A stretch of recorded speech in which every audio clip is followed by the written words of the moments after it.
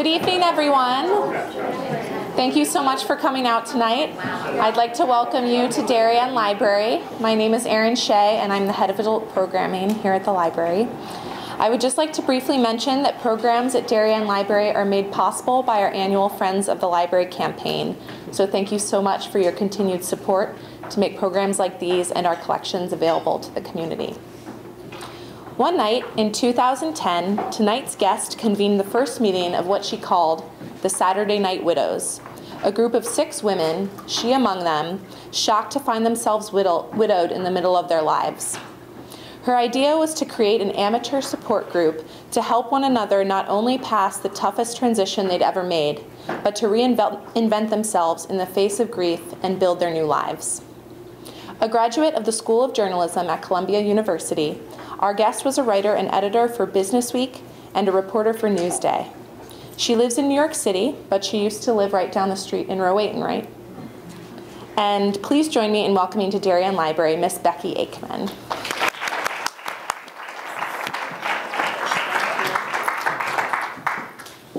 Hi.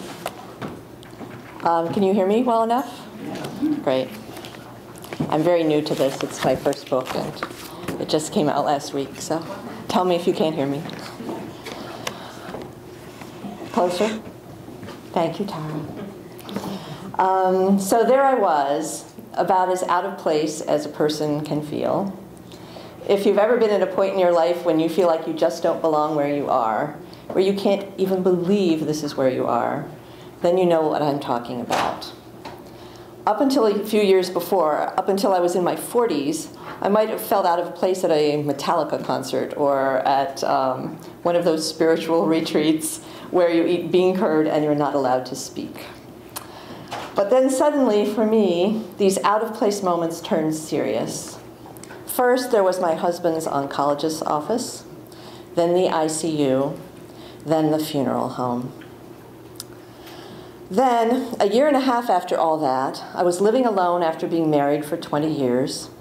My job at a newspaper was going south. I didn't fit in with my friends anymore, and it was about to get worse.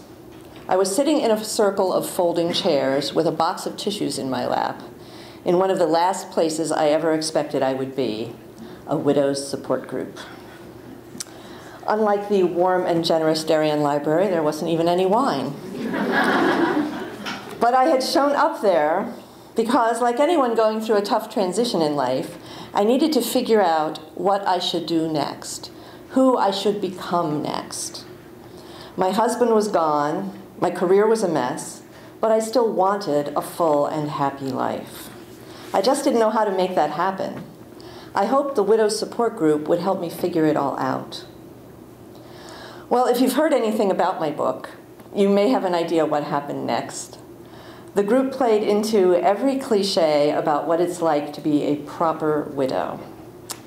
The assumption was that widows were gloomy, hopeless, helpless, ancient, dowdy, the last people you'd want to be stuck next to at a party.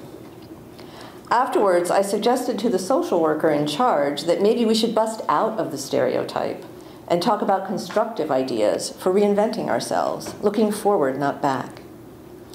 He told me that I didn't fit in, and he asked me not to come back. It was a new low. I had just been kicked out of my widow's support group. Which wasn't such a bad thing. Why? Because it was my first step in trying to find a better way. It was my first step in trying to put a modern spin on how people can reinvent themselves after the kind of setback that makes them question themselves and their world. It was the first step in the creation of the Saturday Night Widows, my possibly crazy, certainly unorthodox, definitely amateur idea for how to start over after suffering a terrible loss. Tonight I'm going to talk about how that idea came about. I'm going to talk about how it changed the lives of those of us who formed this rather ragtag renegade group. And maybe we can talk about how the lessons we learned can be applied to all kinds of transformations in life. So let's cut to a few years after that widow's support group. I was back in another place where I felt like I didn't belong. Only this time the gathering had been my idea. It was the first time that I assembled the Saturday Night Widows. We met for dinner in the apartment of one of the women. I took a look around and I thought, wow, did I make a mistake? It was a ridiculous mishmash of personalities. There was Marcia, a blunt, scary to me, high-powered lawyer. There was also Leslie, a light and chatty homemaker, always ready with some humor. There was Dawn, pure confection, a gorgeous young mom who had started her own business and exuded a kind of showy glamour. And there was Denise, a quiet and serious book editor. The last to arrive was Tara, who seemed rather mysterious at the time. She was a smoky-voiced former executive in advertising and philanthropy with elegant manners, but she looked like she'd rather be anywhere but with us. I couldn't blame her. I wanted to bail out of this possibly maudlin scene myself. Once you got past our differences, the only thing we had in common was not the sort of thing to light a fire under a party. I remember thinking, this is going to be one sad story. But after many twists and turns, it turned into something else, an adventure story. Not only the adventures we shared, which turned out to be a lot of fun, but the adventures each of us encountered as we navigated our way through some incredible changes. But I'm getting a little ahead of my story here. Let me back up. How did we get to this place, and what were we trying to do with this group? My husband had died after a 4.5-year struggle with cancer, with countless operations, radiations, chemotherapies, the works. I grieved deeply for some time. We had been more than very close. But that's not what I want to talk about tonight. There's been a lot written about the experience of grief, but I'm more interested in what happens next, when it's time to start over and try to find happiness again. Losing someone close to you is one of life's most common experiences, but our culture doesn't provide much guidance for how to take this next step. I was as clueless as the next person.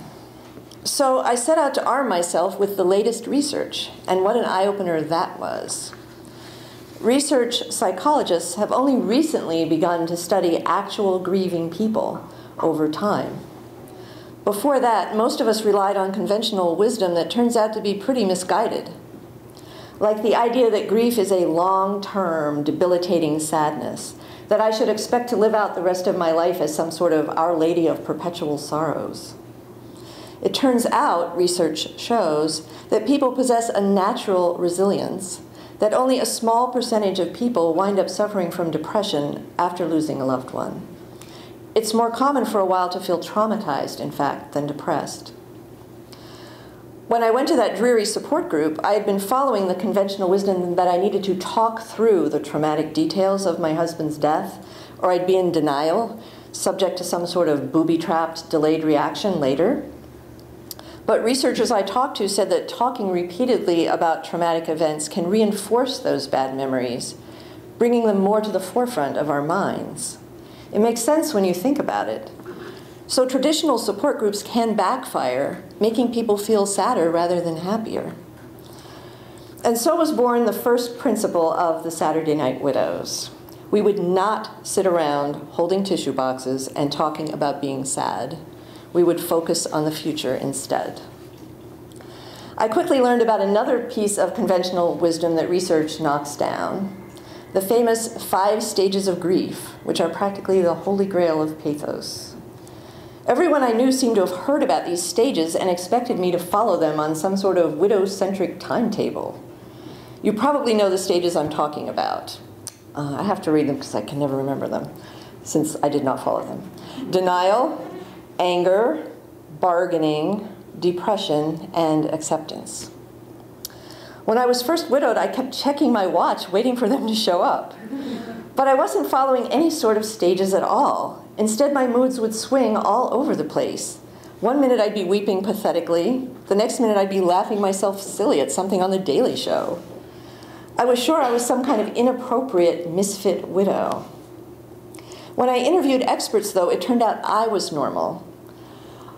When Elizabeth Kubler-Ross proposed the famous 5 stages of grief, she was studying people who were dying, not people who were grieving for someone else. Research shows that normal grief doesn't come in stages, it comes in waves, and they get less intense over time. In fact, studies show that those who smile and laugh the most in the first months of bereavement are more likely to have the best mental health a couple years later. So that became the second principle of the Saturday Night Widows. No preset ideas about what stage we were supposed to be in, and no restrictions on laughing.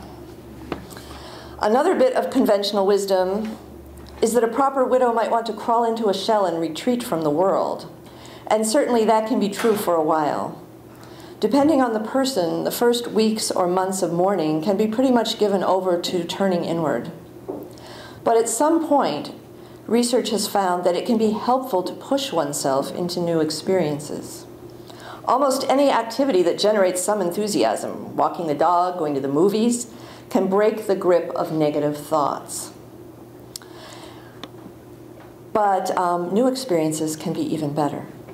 So it was almost too obvious. If I wanted to be happy, I needed to get out in the world and try to be happy. I also learned that it's a good idea to do it with friends. Which brings me to principle number 3. The Saturday Night Widows would get out into the world together and share experiences. Whether visiting an art museum, going on a trip to a place we'd never visited before, or as the CBS morning show found so interesting, trying on lingerie together. I discovered all this as I was muddling through on my own, but it still wasn't easy. It wasn't until 2.5 years after my husband died that I started dating again. When I did, I was lucky enough to meet a divorced dad, and we married 1.5 years after we met. Thank you. Quite unexpectedly, I now found myself with a new man, a new home, a new teenage stepdaughter, and a very old dog with one eye. It was a lot to deal with, and I still had this fantasy that it would help me to find other widows to share our experiences. And while we were at it, we could also put to the test this new research about coping with loss. So I did the least sensible thing. I quit my job at a newspaper so I could jump into an even less stable career, forming the Saturday Night Widows and writing a book about it. I asked around until I found 5 other women brave enough to join up. I realized I was asking a lot of them to be willing to open up their most intimate thoughts, their most tender misfires in a book. But it turned out they felt as strongly as I did that others might learn from us if we held nothing back. So we didn't. Following our renegade principles, we engaged in new experiences one Saturday night every month for a year. It wasn't always a raging success. Our second meeting, a cooking class, seemed like a harmless choice to me. Grief is a process of finding comfort, and food is comfort itself, I thought. But for Denise, who had only been a widow for a few months, even the everyday experience of being around food in a kitchen brought up painful memories and reminded us all that grief, in its most raw form, is a state when the everyday can become a torment rather than a comfort. Things went better at our next gathering at the Metropolitan Museum of Art, where we tried to leave behind the everyday for the sublime. We identified with themes we saw in art, especially when our lovely Dawn pointed out some watercolors of lotus blossoms. They spoke to her, she said, because lotus blossoms flourish and bloom, even in the mud. We liked that. At a long weekend at a spa, we started sharing real empathy, but also fun, silliness, and good old-fashioned girlfriend advice. We leaned on Marcia to move out of her depressing apartment and try someplace new. And we encouraged Tara, whose husband had died just over a year before, to go for it when she spent some of the weekend flirting by text message with a man she had just met, a man who turned out to be an important character in the book. Which reminds me of another principle of our group, not always easy to pull off. No feeling guilty if we wanted to date. Conventional wisdom says that widows who want to find new love may not have loved their husbands much in the first place. But research shows, and again it makes sense, that those who enjoyed happy, healthy relationships before are well positioned to do it again. By then, the group was off and running. We tried on lingerie together, which opened up the discussion of, yes, sex. What role did we want it to play in our lives, and what roles were we willing to play to make it happen? Leslie, who was already involved with a new man, pushed the rest of the group to get back on the bus, as she liked to put it. You can guess what bus I'm talking about. We invited a group of widowers once to meet us to see how men and women might approach such a transformation differently. The discussion was highly provocative. Let's just say that the men told us they got offered a lot of what they called sympathy sex. We did not. Just straight up sex. Over the course of these adventures, the women in our group reinvented themselves in all kinds of ways. They changed their homes, their relationships with families and friends and children, their careers. Most everybody started looking for love again, with varying results. A couple of us were forging new long-term relationships with all the crazy complications that come along with trying to pull that off in midlife. I did mention a teenage stepdaughter, didn't I? We had a lot of fascinating talk about how being alone again is a lot like a second adolescence, where all the stuff from high school mattered again. Looks, self-discovery, condoms. We talked about whether we should feel guilty or liberated about the second chances we'd been given. About whether we craved the security of marriage again, or whether we felt secure enough not to need marriage to be happy. We shared our stories, and we shared one story. We shared a few tears and a lot of laughter along the way. We also learned a lot from each other along the way. About how people can cope with adversity and come out the other side, and the role that friendship can play in all that.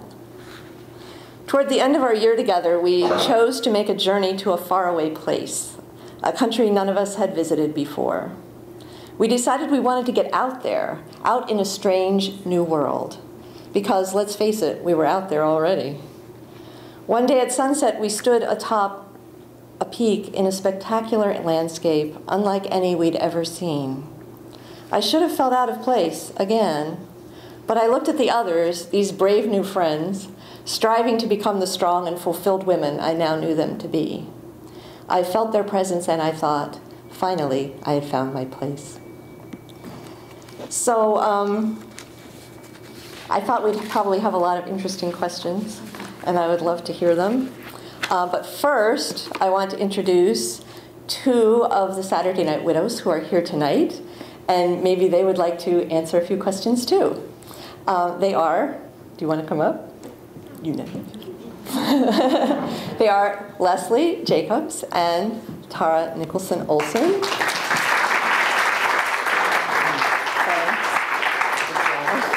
It was Tara who said when she first read the manuscript, I feel completely naked, but also very brave. So here they are again, having to be very brave. So if people have any questions, I would love to answer, or the others would love to answer. Yes? So are all six of you still in touch with each other pretty much, or have you gone to different ways? Very much. There's no getting rid of each other. We stopped having formal once-a-month meetings when we finished that 1 year together, and then we became more like just everyday friends. We get together frequently and do things, and we get together in twos or threes. These two live close to each other, so Leslie bikes over to visit Tara occasionally. I moved to Leslie's town. Oh, no, I moved to your town. Whatever. No, you moved first. To the same town. I moved first, yeah. We live in row 8, and so we locals. Well, as a writer, you're the writer, but what I found is there's different books out there, but I was widowed a year ago. And what I found out very quickly, obviously, you're at the mercy of people who don't know what they're talking about. When you go to offices and probate court and whatever, it depends on who you talk to and who answers the phone and what questions you get answered. But what I decided very, very early on, there needs to be a book entitled Being a Widow for Dummies. Yes, no. You don't know what to ask or what to Yeah. do, and you need a baby. Everybody's situation is different, but there's enough similarities that this is what you need to do, this is what you should do early on. You need a Bible. Could people hear that? Oh, okay, great. Good volume, thank you. Yeah, that's maybe a good idea. Somebody recently gave me Widow to Widow. Oh, yes? Widow 5 months ago. It's a good book. It is good? It's a great book, yeah. Yeah, I set out not to write a book of advice. I know there are advice books out there. First of all, I felt I don't know anything, so who am I to give advice? I wrote the book that I wished I could have read because I wished I had known other widows, and in lieu of that, I wished I could read about other widows. And so I wanted to write a book about real people and their real experiences, and not to sugarcoat it or gloss anything over, so that people could read it and feel like, this is what it's like. But I also wanted to have a group of women because I do know everyone is different, which is one reason I wouldn't really give advice much. And so people can look at the book and say, I love the way Leslie handled this situation, but I might handle another situation more the way Tara does because I'm more like her in that respect. So I wanted people to be able to identify with characters and live through the experience with them, and then decide for yourself what's good for you, and maybe get Widow to Widow for the more practical advice. You know, the one Widow thing, to Widow was good, sorry. Yes. Widow to Widow was good. I read it too, and it was great for practical advice. But I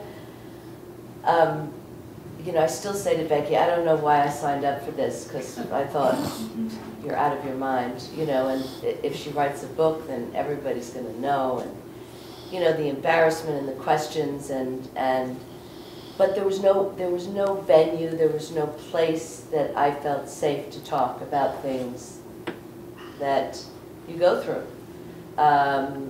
Certainly not, I wouldn't go to a traditional widow support group, not after hearing Becky's story or other stories. It was particularly bad. And, I'm sure there are good ones. There was a lot of good practical advice, but not advice about how your friends continue to have dinner parties, but they're couples. And they love you and they support you, but we're going to have the Smiths and the Olsons and the Henrys. And you're not that anymore, so, and they're wonderful and they invite you for ladies' luncheons. I never did ladies' luncheons, ever. And suddenly I was doing ladies' luncheons and I hated them. And I wouldn't say that because they were being so kind. That was the way they embraced me. But in this group, there was an opportunity to talk about, it was a safety factor and a no holds barred situation where you could talk about anything, you weren't judged. And the other thing is they were strangers to me at first. So there was some safety in that as well.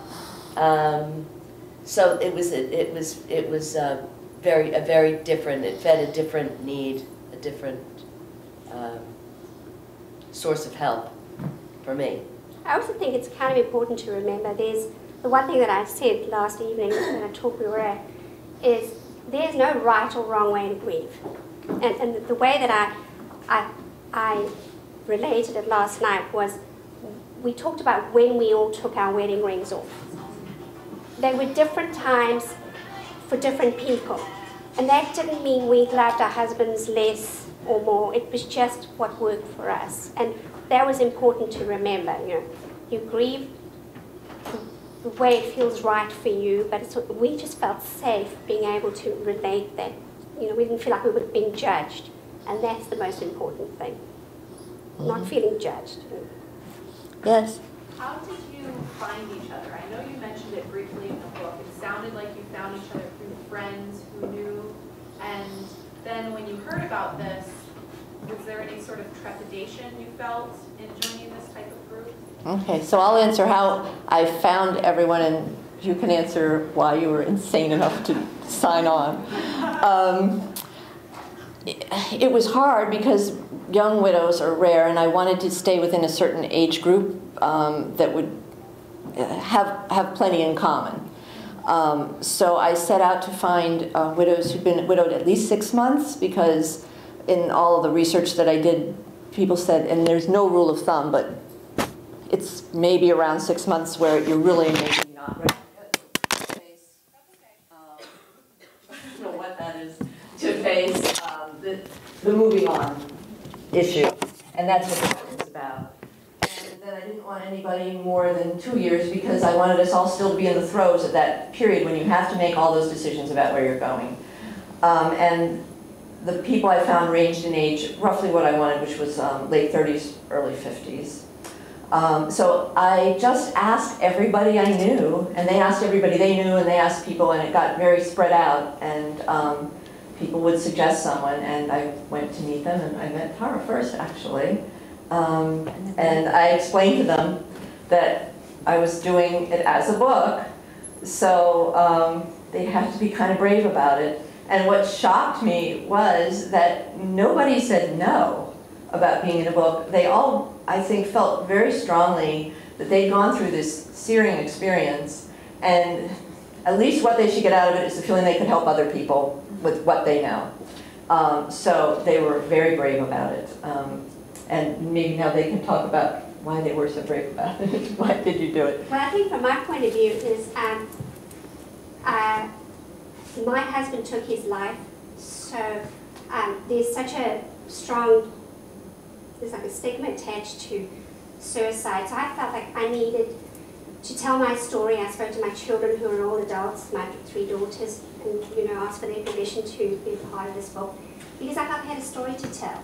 He died from an illness, just like people die from cancer or heart disease, and we need to address that. So that was my story, and I also I needed for people to understand that it's okay to enjoy life again. It's okay to love and feel happiness and be sexually attracted to somebody else again at some point. And Becky just came at the right time. I had a story to tell, and I wanted to do it and help other people. I would like to say I signed on right away, but that's not the case. I thought that this was probably not a good idea for me. We talked a couple of times, I guess, and as we talked, I was going through the feeling disjointed and disconnected and didn't have an outlet, and you're either too sad or you're, why are you going out for dinner and you're laughing with your friends, and nothing you did seemed to be right, depending on who was there. And I thought, I might really benefit from this and sort of screw the book, is kind of how I felt at that point. And equally, I felt at the very beginning that I probably wasn't worthy to join the widows group because I had filed for divorce just before my husband died, and I had tremendous guilt about that because I loved him desperately, but he became an alcoholic. And so I was trying to protect my family and what assets we had left and trying to pull everything together. And so I needed help that I wasn't getting, and I thought that this would be, well, this was something that was put in front of me, and I thought there's a reason it was put in front of me. So I'm gonna jump on the bus, as Leslie would say. Different bus. in a different way. It took me much longer to get on that bus. A whole lot longer to get on that bus. Out of practice and very. But we had Leslie. No, she was a fabulous coach. She's a fabulous coach. She comes across as a wonderful, bright, cheery homemaker, but let me tell you what. Coach. 1-800-COACH.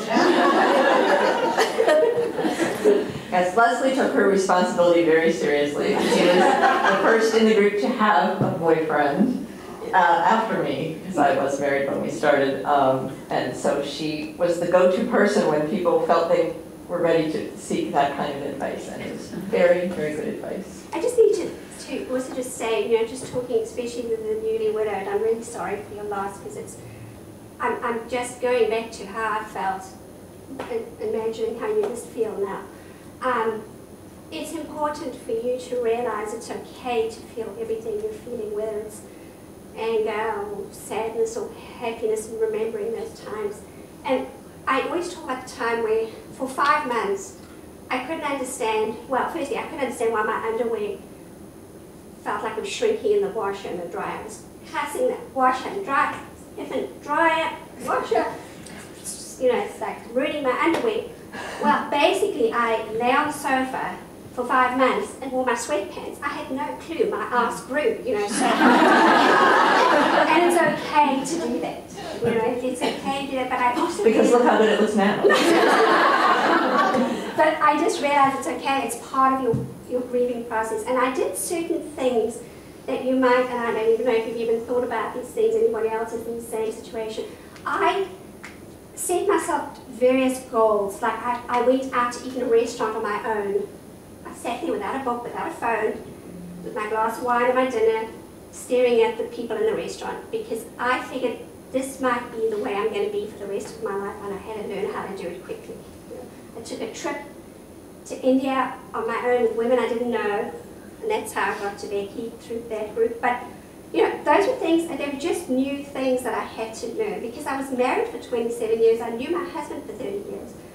I was Susie Homemaker. I didn't know this other side of life, so I had to just teach myself all these new little tricks, and I would just push myself a little further every time. I would say, okay, I cannot go upstairs to bed before 10 o'clock, because if I go to bed before 10, that means I'm sleeping my life away. It's just silly little things, but they helped. I had to reinvent myself, because before I was Leslie Jacobs, Kevin Jacobs' wife. Now I was Leslie Jacobs, and I had to figure out my new path, my new direction. You can see why I wish I'd known them earlier in my process. I mean, all of this would have been so helpful to me. Anyone else? Yes. I'm not a widow, but I lost a child at the age of 5. Oh, I'm so sorry. Thank you. My husband and I grieved completely differently. So I loved what you said about there's no right way to do this. And I also hated support groups for his illness. It made me crazy. So, we really just took such different paths, and we ended up getting divorced in the end. But I think just having validation for any emotion that comes up, and I had a friend who had a really dark sense of humor like me, and we used to make really dark jokes about losing children that nobody else would ever want to hear. And you really need to have those outlets. It's so important to have those friendships. So I think it's great what you did. Yeah, my kids, I remember the first Father's Day. My daughter came home and she was like, I saw the greatest tie ever for Dad. I was like, really? She said, yay, and we don't have to buy it and spend his money because he's not going to get it. He's not yet. He's getting the door knocked, We had to do that. Otherwise, we needed to laugh. And I think that's the perfect way to do stuff. Yeah. And people can be so uncomfortable around other people who suffered a loss that if you try some dark humor in front of them, they can be truly horrified. So it's good to have other people who have experienced loss who realize, okay, it's all right to have any emotion. The wonderful thing about our group was that nothing was off limits, everything was accepted, and it was totally safe. Now, in my case, that wasn't necessarily the case because I was still dealing with some issues with my husband's family and their denial and, all sorts of layers of crap. But you have to let that go. And I focused on myself and my daughters. And sometimes I was really sad because I was grieving several years, and then ultimately his death, and my daughter found him, which was also awful. And then you would burst out laughing at something. And there was there wasn't the same kind of judgment in your regular community. In this group, it was okay. If you burst into tears because there was what Becky refers to in the books as zingers, everybody has a different zinger. For Denise, who knew at the cooking class, it was roasted chicken because she used to cook with her husband. Everybody had, Dawn had a zinger. We all had different zingers, and you never knew what they were going to be and when they were going to be. And it was okay, and every once in a while, one of us would go down. And it did, you know, it really didn't matter. Everyone was there, and you had your time, and then the next minute, Leslie would be talking about getting back on the bus. And you'd have some great story to talk about that made you all laugh. Yeah, we would ship moods really fast, and we were all okay with that because we understood that's how it worked. And our very first meeting, I remember thinking, what a ridiculous idea this was to do this, but we laughed ourselves silly the first time we met because there was such a pent-up desire to be in the company of people who you could laugh with, and it was just a rush of relief for everyone to feel that. I know there have been a lot of questions about whether there was any jealousy amongst the group as to when somebody fell in love or somebody had a great date or never. We were always so excited about everybody else's happiness. Even now, we feel so genuinely pleased for our fellow blossoms when they have something good happen. And I think that's a testament to the kind of friendship that we have with each other. It's good and it's pure and it's lovely. Yeah, we've been getting that question a lot. Were we jealous of each other? And we really weren't. I don't know if other groups of people would have that or not, but in our group, we certainly never did. Because I think we all saw when something good happened for somebody that there was hope it could happen for me. And I worried that because I was already married, people would say, well, you're not even a widow anymore. What are you doing here? But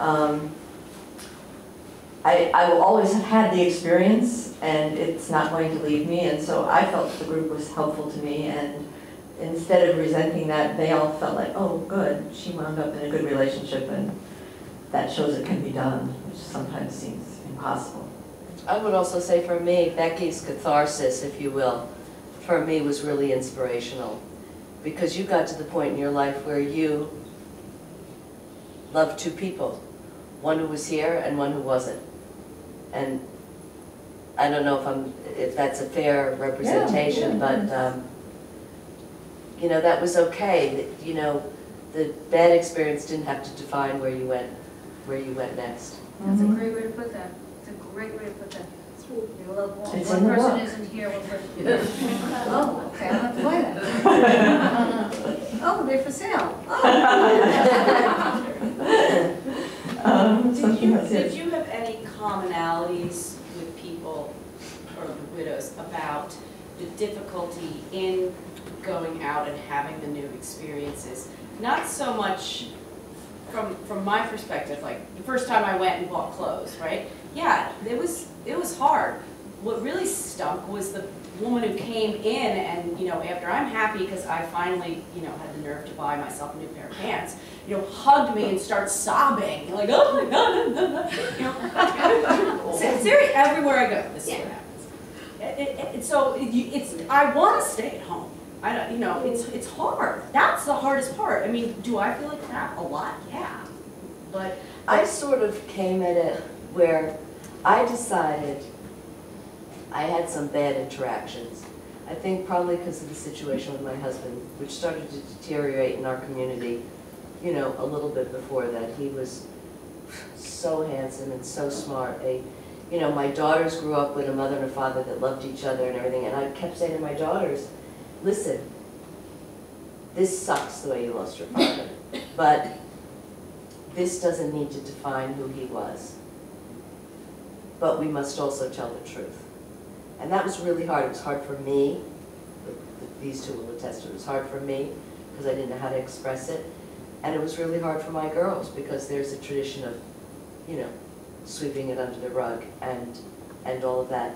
And I decided from the very beginning to say, to imagine, to believe that people were going to do the best that they could with where they were with their vocabulary and their experience, which wasn't necessarily what I wanted to hear, wasn't necessarily appropriate, wasn't necessarily the most positive thing that you could experience, but that a lot of people don't know what to do. They don't know how to talk to you. Some people, they'd see me coming, they would run, not walk, in the opposite direction. Because they didn't want to see me. They didn't want to say, I'm sorry, and, you know, we loved your husband, and, you know,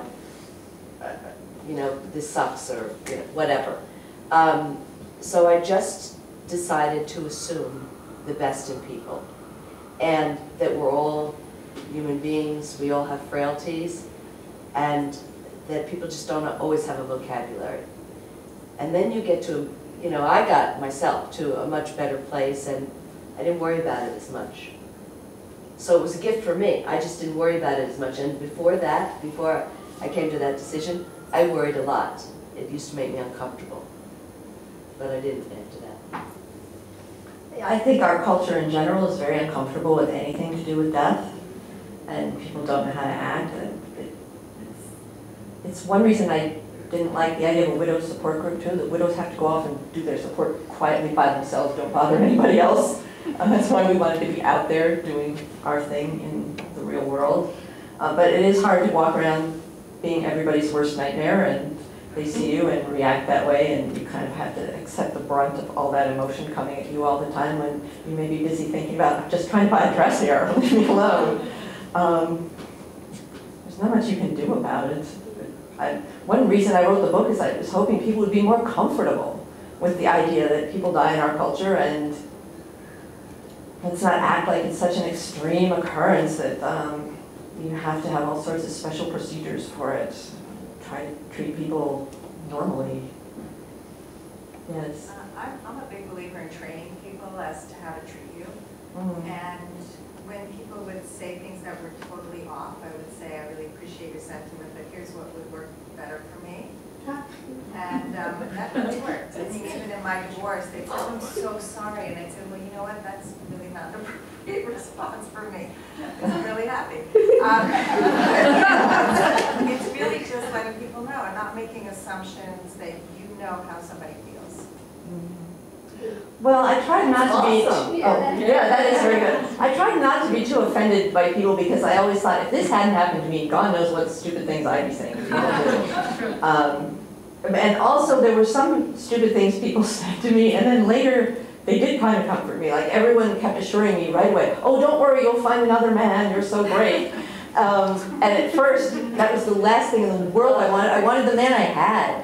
But then, 3 years in, I remember, oh, people did think I was so great, so maybe there is hope for me. So I tried to take it that way as much as I could, but it's hard. That also used to annoy the hell out of me too, when people would be like, you're young enough, you'll find another man. I'm like, I don't need another man. Why am I not good enough just by myself? So that used to annoy the hell out of me.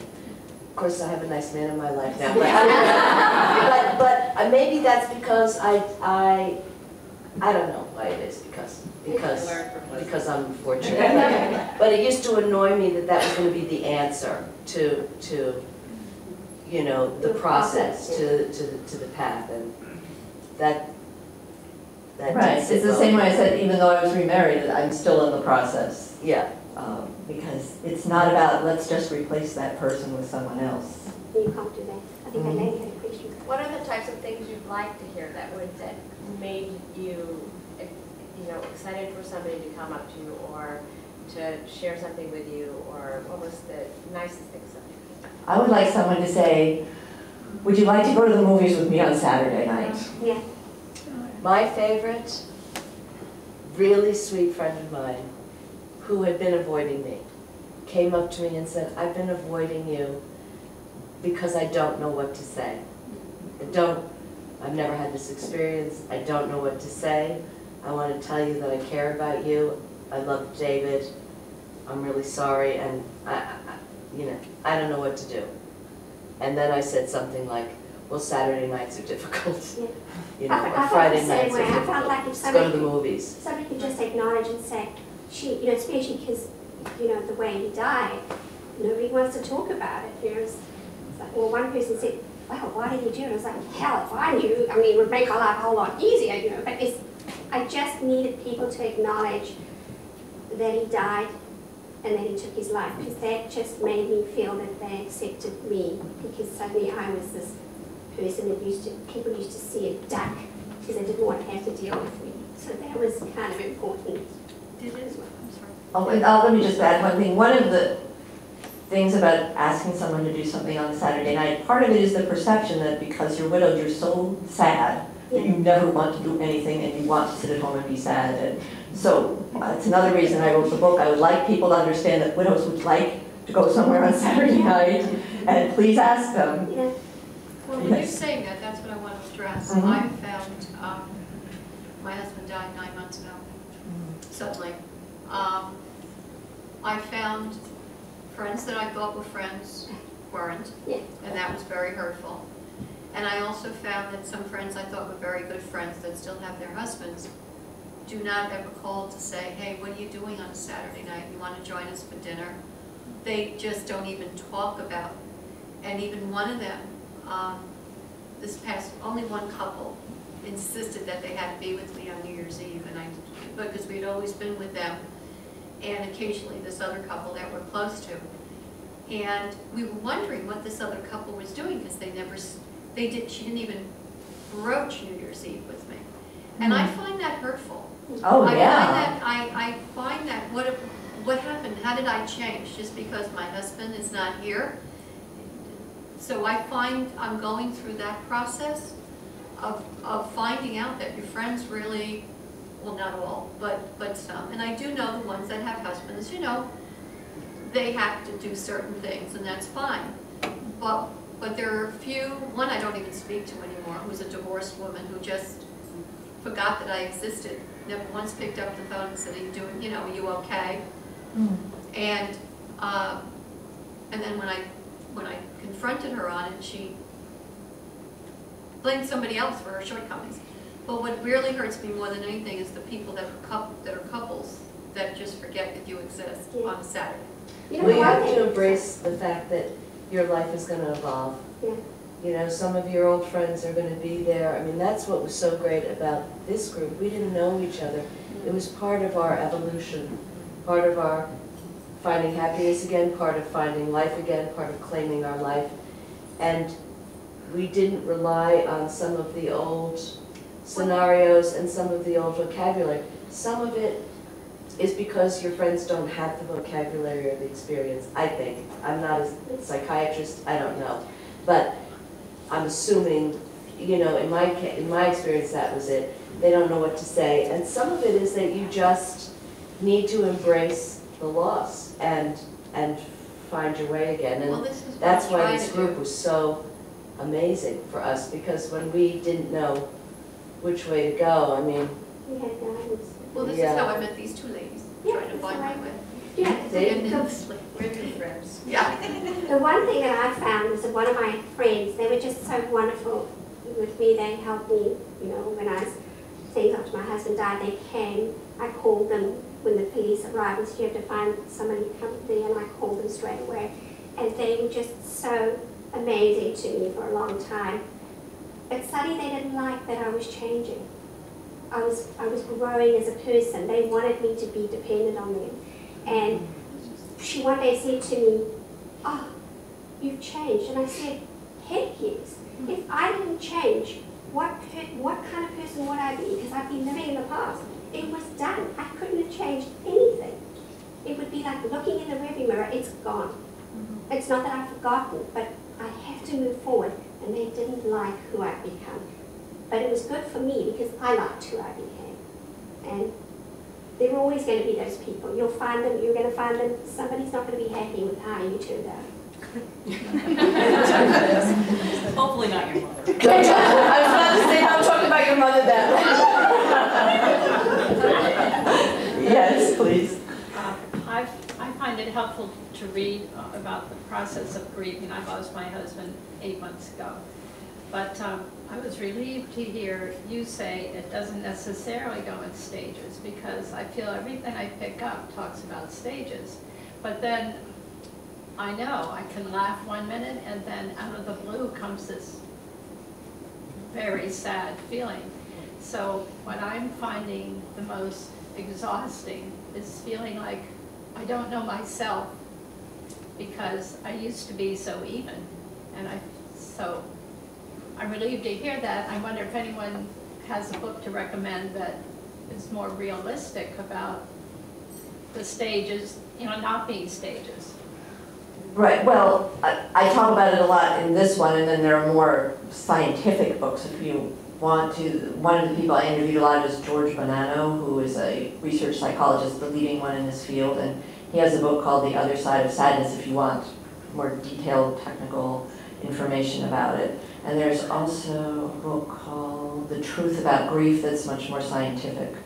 I do have the scientific stuff in this book, and it's more summarized for people who don't want every detail, but I did go to the lab where this researcher does his research, and they wired me up to all kinds of things, and they really do. They have volunteers who come in and they follow them over time and chart their emotions and keep track of it, and they have quite definitively seen that what you experience is the way it is, that you have waves of sadness, normality, and they are very extreme at first, and you can miss your even keel because of that, and gradually these waves get further apart and more even over time until you're back to pretty much a normal pattern of emotions. But that is, if it makes you feel better, that is the way it works. The stages are completely wrong. They were not done studying actual people, and it wasn't even scientific studying the people who were dying, so I don't think those stages apply there either, really. But it was never applied to people who are grieving, so if you're not doing the stages, don't worry, you're on track. But there are a couple chapters in the book where I talk about when I go visit these people, and I explain a lot of that stuff in a way that's not really in-depth, like there were how many subjects there were and how long the study was or anything. I don't go into a lot of detail, but I do report on the conclusions of it, and it's that you're doing the right thing. Keep it up. We have time for one more question. Okay. No pressure. Looks like. Well, it wasn't really a question, but no one's talked about the widow card, which for me it's been quite a while. It's been almost 7 years. But the first year, I think people need to know that it expires. So if you want to take advantage of the kindness of your friends, this might be the time to ask someone to do your laundry. They'll do anything that first year. And I missed it. Yeah, big mistake. But see, people ask, what can I do at the beginning, and you don't know what to say. I did appreciate people who got specific. Like, I had one friend who said, can I come over and help you write thank you notes? Because I couldn't put a sentence together despite the fact that I'm a writer, and that was extremely useful. So that's another thing you can do for people. Suggest something specific, like in your case they can say, can I come over and do your laundry for you? But if you just say, can I do something for you, when people are in a fog, it's very hard for them to answer. It's too late. Sorry, expired. You had a question up there. Oh. You still have a question? It was more of a comment. I felt like I was getting mixed messages, and it might just be that everybody reacts differently and everybody's different. But like Tara had said that, you don't want to have this be part of the Smiths and the Olsons and the Henrys because they're, a couple, and you feel strange with that. Well, the lady in front was resenting that couples didn't include you. So if I want to be a good friend, I'm not sure whether I would want to, say, let's do something just us women on a Friday night, since my husband is still here, or Saturday, whatever, or whether I would invite the woman as part of, our family or other couples or what. And so would it be best to sort of say? That's a very good question. You just want to be normal. I think all of those ideas are really nice. All of them are, but it was really important to me that suddenly I wasn't going to dinner with my friends that were couples, my husbands and my friends that were couples. Oh, so you did want to? Yes. Oh, I thought you were saying you did. It was like I was there too. I think she was saying she was now excluded from that, But and that have the bothered option to say no. no. Yes. Or yes, or I think the key is to ask the person what they want. Yeah. I mean, just be completely candid. I'm feeling awkward about this. Do you not want to be with me and my husband because you feel like third wheel, or would you like that? I'd want to be asked, and then I can just I think say. you're a lovely friend anyway, because you already thought about the Friday night with the women, go to the theater, have the couples. It's just something, it's something that your friend feels comfortable with. But have it, like, take time into consideration too, like ask them, like, I'm not ready to go to dinner with you. But that's fine, but just ask Yeah. them. Ask. It'd be nice to be asked. And I can't say I'm going out with women anymore. Oh, because you're not yeah. I mean, there's something to be said about putting.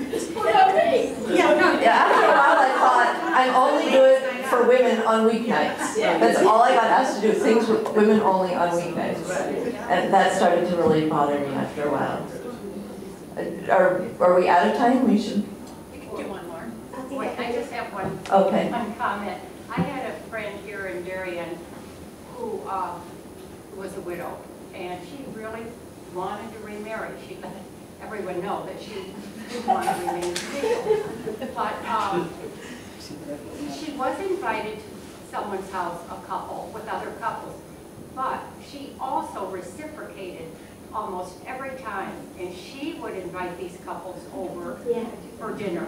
So she did her part too, and I thought that was so smart of her. You know, she just didn't expect to be invited and not have them back in return.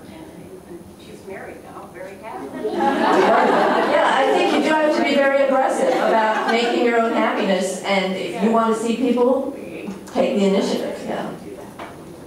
Yeah, I have to add that I feel like I've been widowed for 5.5 years now, and I find that the longer I'm alone and not married, I think I've become a little difficult because I'm sort of set in my ways.